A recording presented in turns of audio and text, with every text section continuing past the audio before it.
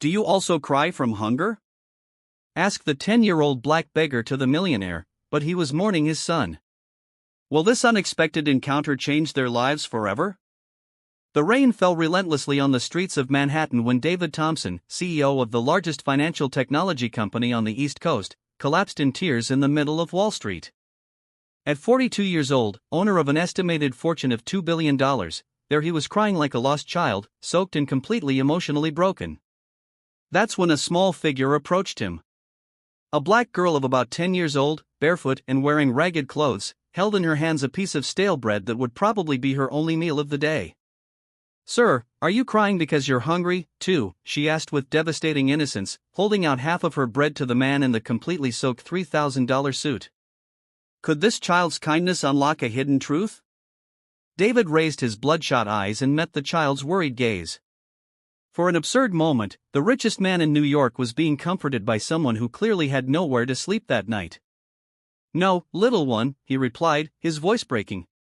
"It's not hunger. Then it's longing," she said with a wisdom that didn't match her age. "My grandmother always said there are only two kinds of tears, hunger tears and missing tears." David felt as if those simple words had pierced all his millionaire defenses. Today marked exactly 1 year since he lost custody of his son Michael to his ex-wife, who moved to London, taking the 8-year-old boy away from him. "What's your name?" David asked, drying his face with the back of his hand. "Destiny," she replied with a smile that revealed 2 missing front teeth. "And you, David?" "Nice to meet you, Destiny." The girl studied his face for a few seconds, as if assessing whether she could trust him. Then, with a decisive gesture, she broke the bread in half and insisted on offering him a piece. "I can't cure your longing, but I can share my bread," she said. Food shared always feeds the heart more than the stomach. David accepted the piece of bread, feeling a lump in his throat. Here he was, one of the most powerful men on Wall Street, receiving charity from a child who probably hadn't had a proper meal in days. "Destiny, where do you live?" The girl's smile faded slightly. "Everywhere and nowhere," she replied with disconcerting maturity. "Since my mother disappeared, I've learned to fend for myself." "Your mother disappeared?" David couldn't hide the concern in his voice. "About 6 months ago. She worked cleaning offices in buildings like this one." Destiny pointed to the FinTech Solutions skyscraper behind him. "One day, she ate some chocolates that an elegant lady gave her, and then she became very strange. The next day, some men in suits came to get her, saying they were taking her to the doctor. I never saw her again." David felt a chill run down his spine. There was something disturbingly familiar about that story, but he couldn't put his finger on it, and no one took care of you after that. "They tried to put me in a shelter, but I ran away. The kids there fought a lot, and the adults didn't care about us." As they talked, David discreetly observed Destiny's ease with her surroundings, how she knew every corner of that area, how she seemed to have mentally mapped out all the safe and dangerous places. A 10-year-old child surviving alone on the streets of Manhattan for 6 months. "Destiny, do you have a place to stay tonight? It's going to rain a lot." She shrugged with a gesture that seemed to be her trademark. "I always manage. There's a gap under the overpass that protects me from the rain." David made an instant decision. "How about coming to dinner with me?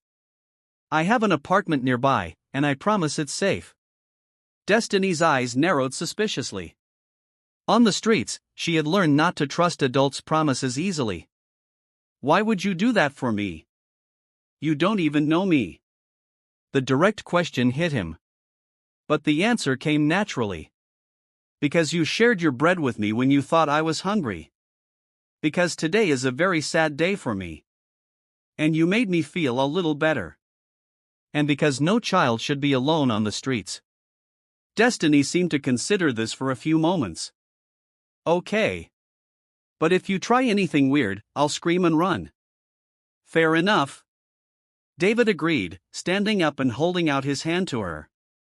As they walked through the wet streets toward his apartment on the Upper East Side, David couldn't help thinking about the disturbing coincidence. A black child alone on the streets whose mother had disappeared after eating chocolates given to her by an elegant lady. There was something about this story that bothered him deeply. A feeling that this chance encounter wasn't so chance after all. But what intrigued him most was the feeling that Destiny was hiding more than she appeared to be, as if behind that innocence, there was someone who understood much more about the world than a 10-year-old should. If you're enjoying this story, subscribe to Black Voices, because what is about to unfold between David and Destiny goes far beyond a simple act of charity, and the truth about her mother's disappearance is closer than anyone could imagine. David's Upper East Side apartment occupied the entire top floor of a historic building with panoramic views of Central Park. Destiny entered slowly, her eyes wide, taking in every detail of the luxury that surrounded her, from the grand piano to the artwork on the walls. "Wow," she murmured. "It's like those movies where rich people live." David smiled, but inside he felt a tightness in his chest. All that wealth hadn't been enough to keep his son close. "Would you like to take a hot shower while I fix something for dinner?" While Destiny showered, David took the opportunity to make a few calls. The first was to his personal lawyer, Thomas Mitchell, one of the best criminal defense attorneys in Manhattan. "Tom, I need to talk to you urgently." "Not on the phone. Can you come to my apartment in an hour?" "Of course, David." "Has something happened with Michael's custody case?" "No, it's complicated. It involves a missing child and possibly fintech solutions." There was a pause on the other end of the line. "David, you're worrying me. What exactly are we talking about?" "1 hour, Tom, and bring everything you can find on child abduction protocols." The second call was to Rebecca Chun, Director of Corporate Security at Fintech Solutions. Rebecca had worked for the FBI for 10 years before being recruited by David, and her loyalty was unquestionable. "Rebecca, I need you to discreetly send me a list of all contract cleaning staff from the last 2 years, especially black women between the ages of 25 and 40. Is this related to an internal investigation?" "Maybe. And Rebecca, keep this between us for now." When Destiny came out of the shower wearing a bathrobe David had found, she looked like a completely different child with her hair clean and her face washed. Her resemblance to someone bothered him, but he couldn't quite place it. "Destiny, do you remember your mother's full name?" "Jasmine Washington," she replied, sitting down at the table where David had prepared a simple dinner. Everyone on the street called her Jazz. David almost choked on his coffee. Jasmine Washington. That name was familiar, very familiar. During his monthly executive meetings, he always reviewed reports from outsourced employees. He had seen that name recently. "Destiny, what floor of my building did your mother work on specifically?" The girl frowned, trying to remember. She always talked about a very high floor where important meetings were held. She said she could sometimes hear important people talking through the doors. David's blood ran cold. The 42nd floor where Fintech Solutions' executive meeting room was located, where only 5 people had unrestricted access.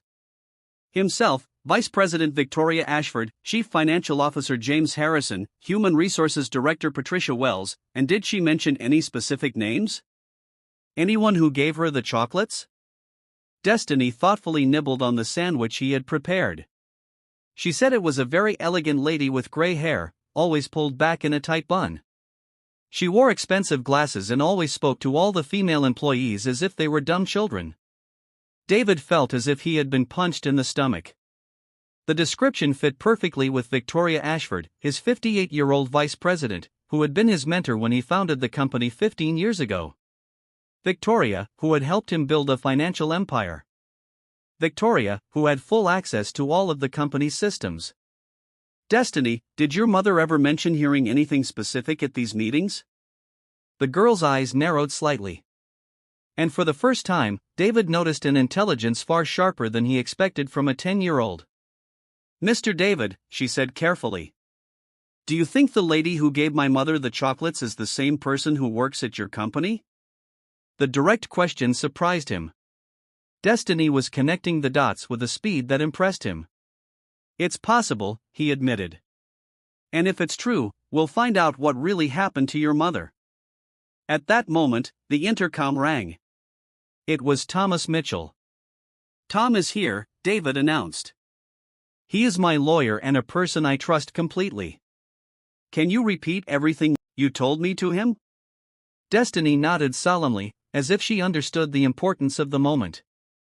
Thomas Mitchell was a tall, thin man with gray hair and piercing eyes that had intimidated prosecutors in court for decades. As David recounted the situation, the lawyer listened silently, occasionally taking notes. "Let me get this straight," Thomas said finally. "An outsourced employee at your company disappears after eating chocolates given to her by someone who may be your vice president.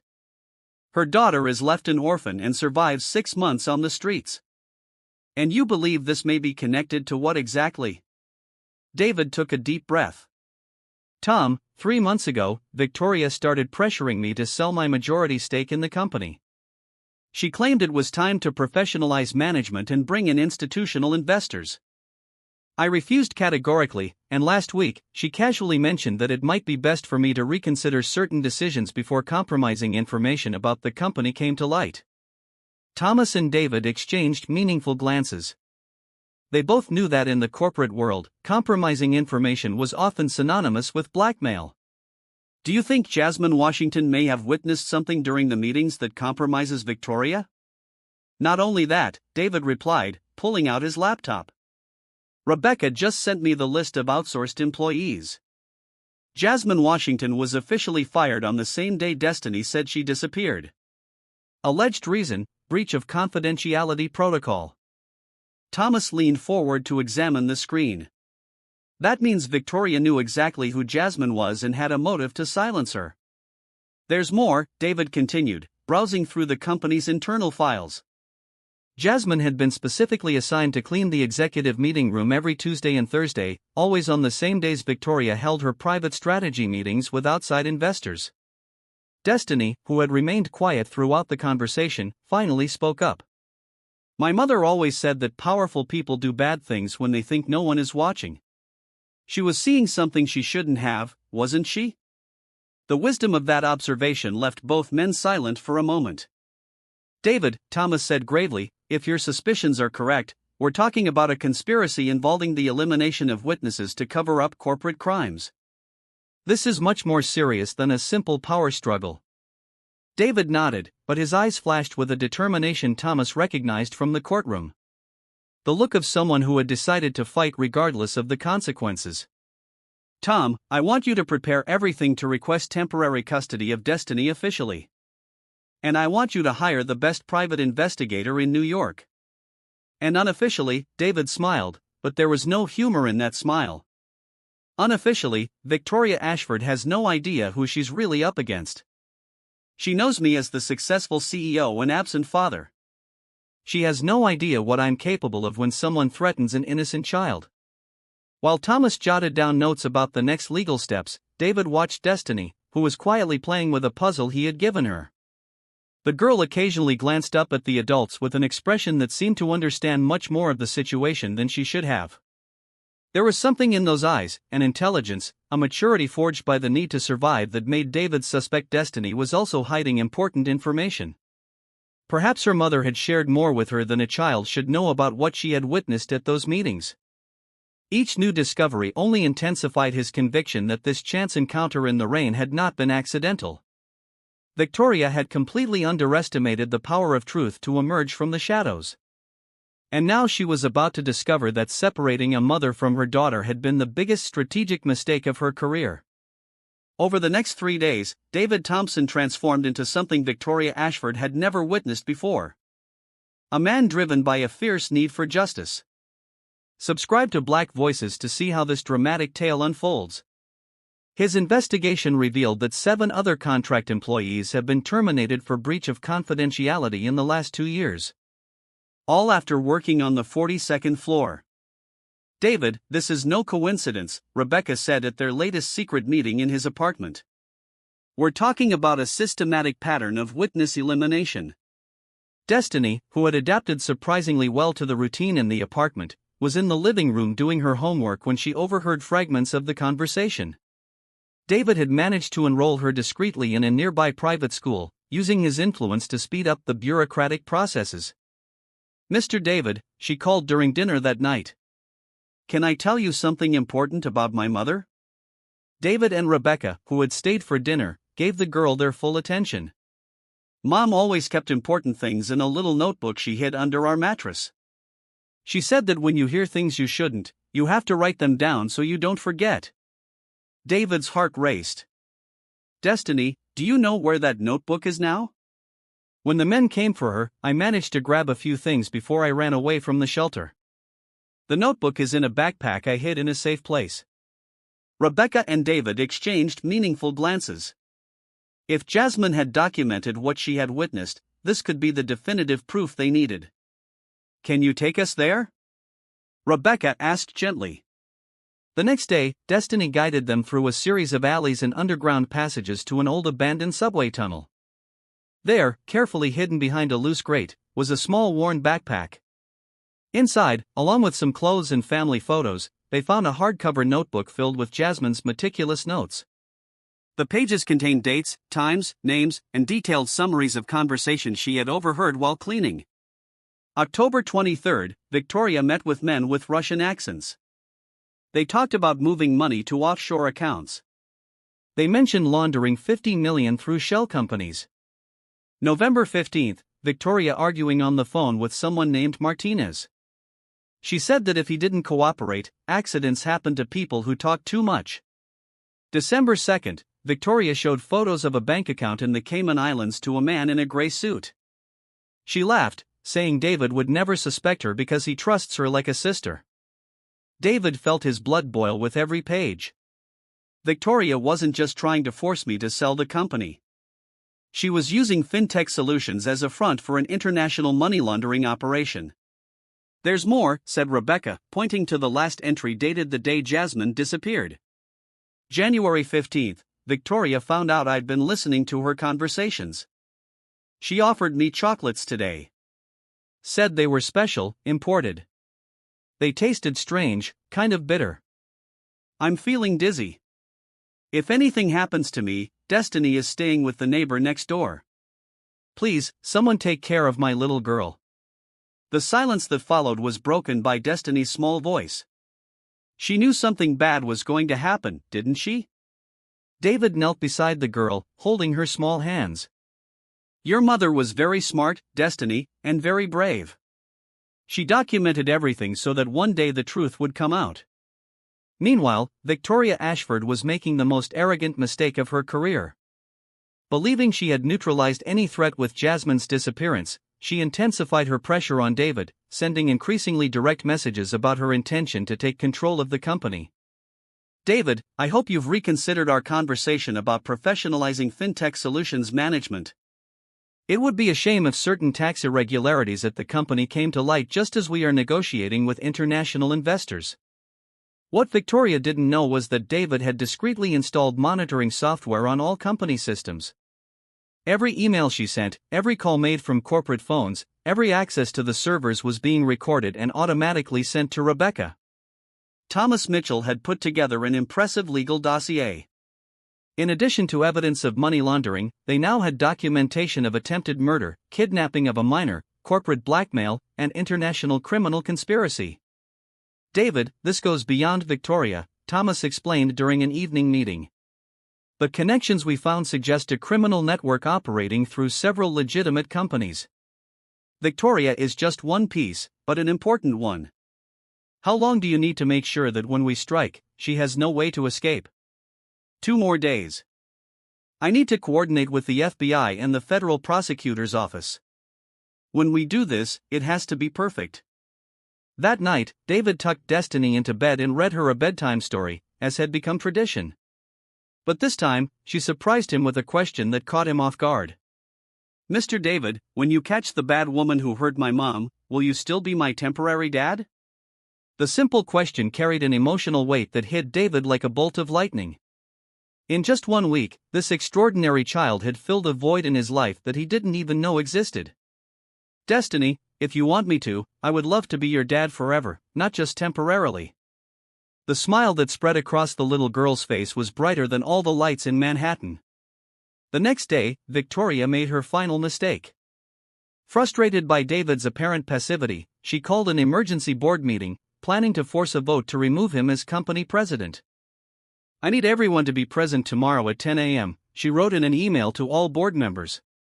We have urgent matters concerning the company's leadership that can no longer be put off. David read the email with a smile that Rebecca would later describe as absolutely predatory.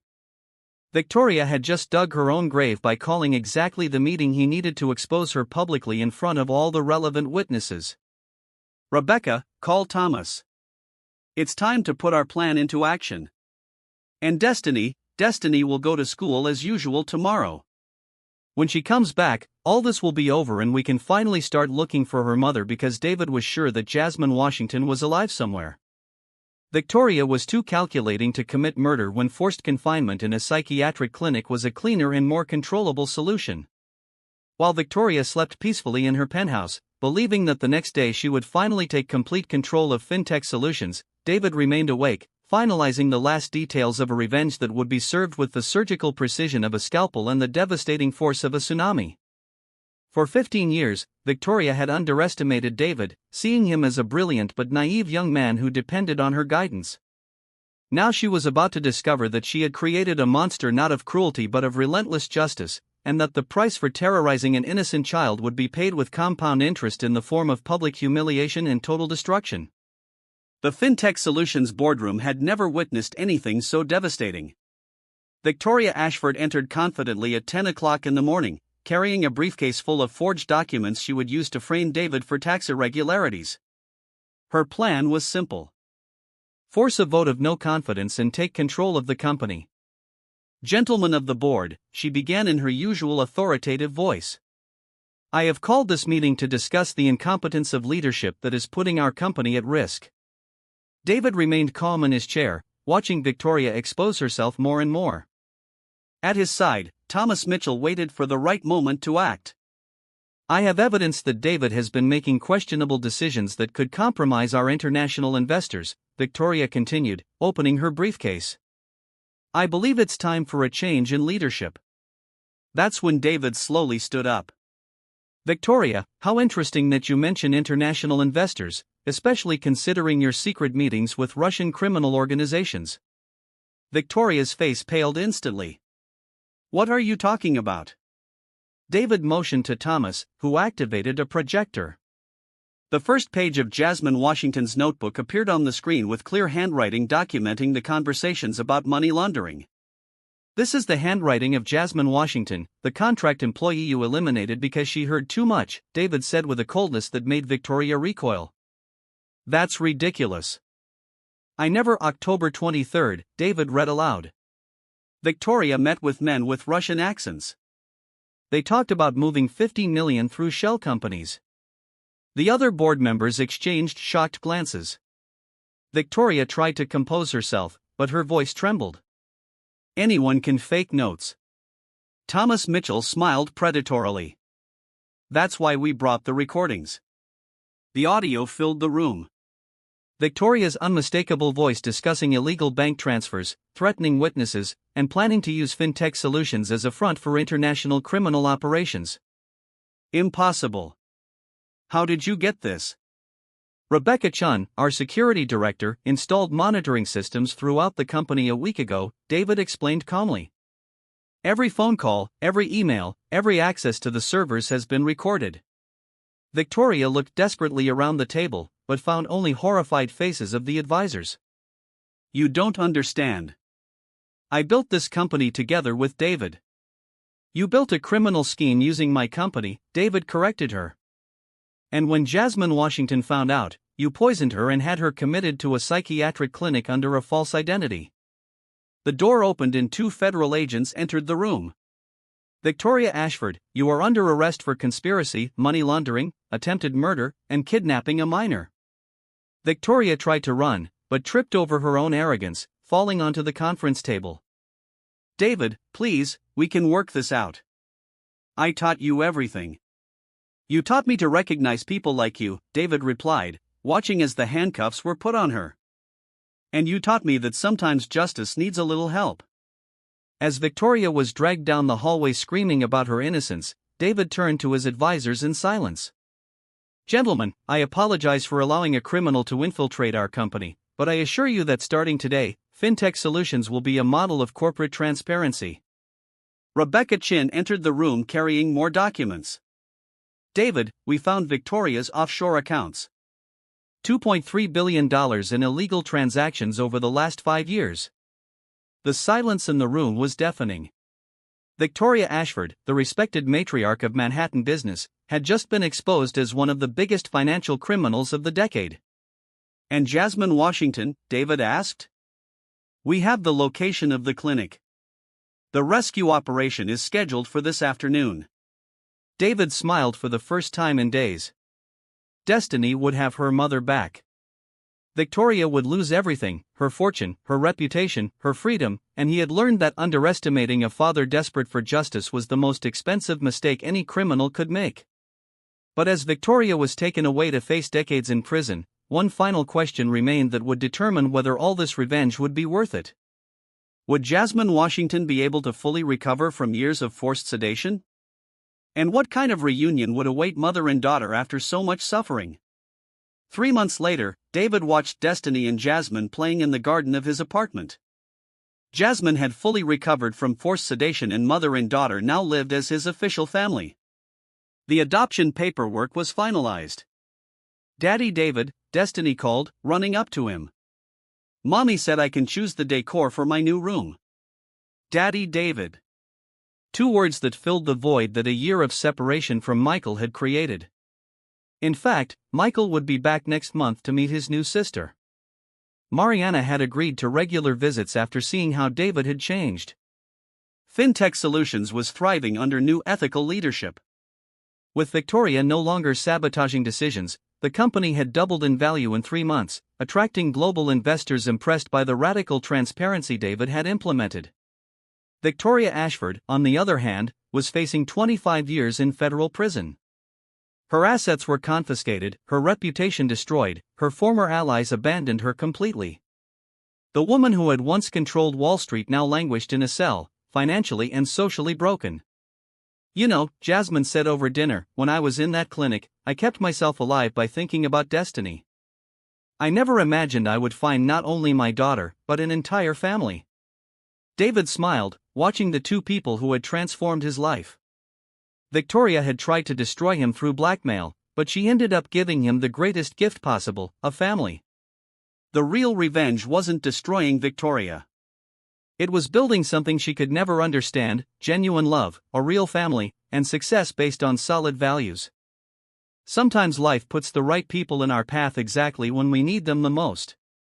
If this story touched you, subscribe to Black Voices for more stories that prove that the best response to cruelty is to build something beautiful and lasting.